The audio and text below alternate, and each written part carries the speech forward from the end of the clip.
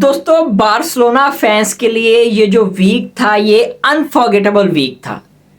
Unforgettable week रहा ये Barcelona fans के लिए, जो कभी भी नहीं भुलाया जा सकता। एज ए बार्सिलोना फैन कोई भी हो दुनिया में कहीं भी, वो इस वीक को कभी भी नहीं भूल सकता। इवन के रियल माद्रिद का जो फैन है उनके लिए भी ये वीक जो है अनफॉरगेटेबल रहा है। उनके जो रियल माद्रिद के फैंस हैं वो भी इस वीक को कभी भी नहीं भूल सकते।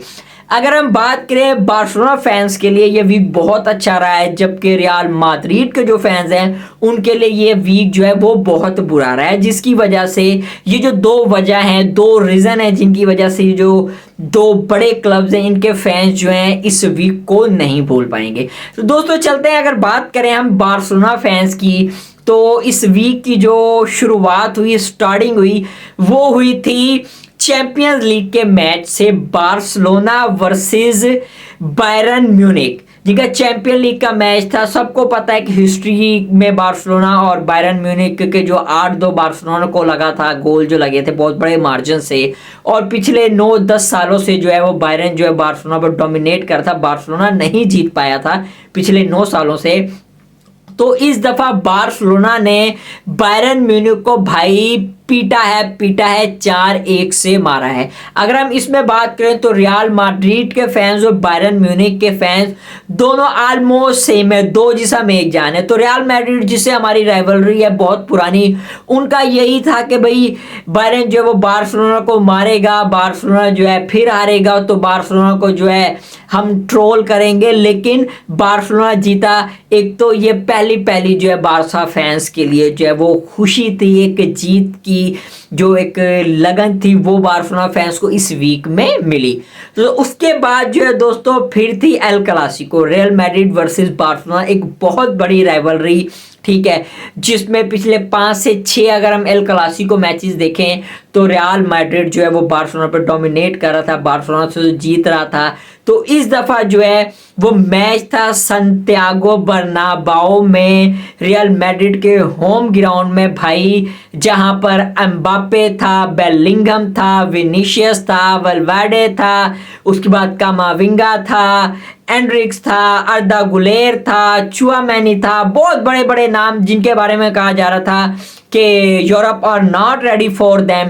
तो भाई संतियागो बर्नाबाओ में जाके बार्सिलोना के ला मासिया, बार्सिलोना की जो एकेडमी, उसके छोटे छोटे बच्चे 17-17 18-18 साल के बच्चों ने जाके पहले बर्नाबाओ के रूफ को, ऊपर से उसकी छत को बंद किया है, डोर के कुंडे लगाए हैं, दरवाजों को बंद किया है। फिर रियल माद्रिद के जो प्लेयर थे वहां पर संतियागो बर्नाबाओ में उनकी भाई चड्डियां उतार के थप्पड़ मारे बार्सिलोना की ला मासिया के बच्चों ने, ठीक है, एक ही हो गया।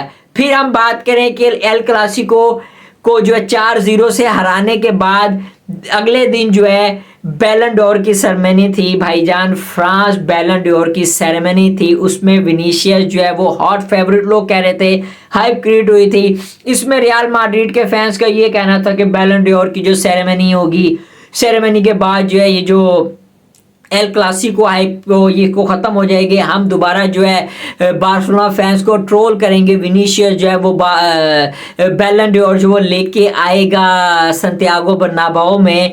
तो भाई ये सपना भी चकनाचूर हो गया, विनीशियस बैलन डोर नहीं जीता, रॉड्री जीत गया। अब लोग कहेंगे जी रॉड्री की वजह से हम खुश हैं। भाई हम रॉड्री की वजह से खुश नहीं हैं, हम इसलिए खुश हैं कि भाई विनीशियस को नहीं मिला।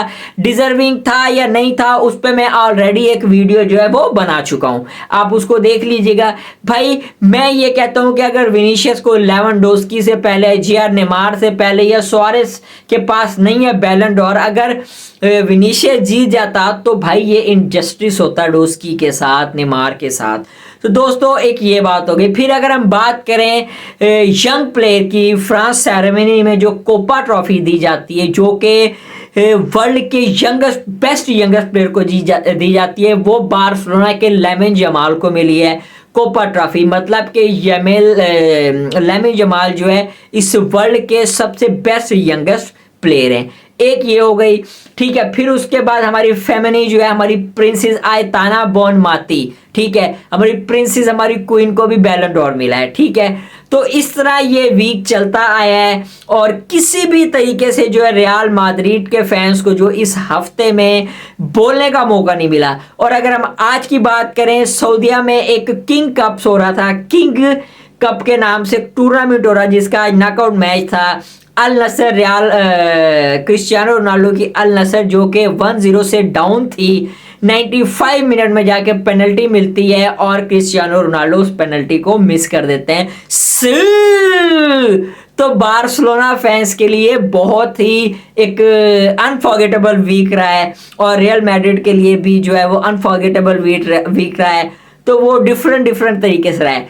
तो बहुत मज़ा आया इस वीक में, बहुत अरसे बाद जो है बार्सिलोना फैंस को जो बहुत ज़्यादा खुशी मिली है। मैं कहता हूँ बारसा फैंस जितना जश्न मना सकते हो मनाओ, जितनी खुशियां मना सकते हो मनाओ। जितना ट्रोल इन्होंने आपको किया है उससे डबल ट्रोल इनको करो। जश्न का समय है भाई, जश्न होगा, जश्न करो। बस चलता हूं दोस्तों, अपना बहुत ख्याल रखना, मुझे दीजिए इजाजत, अल्लाह हाफिज।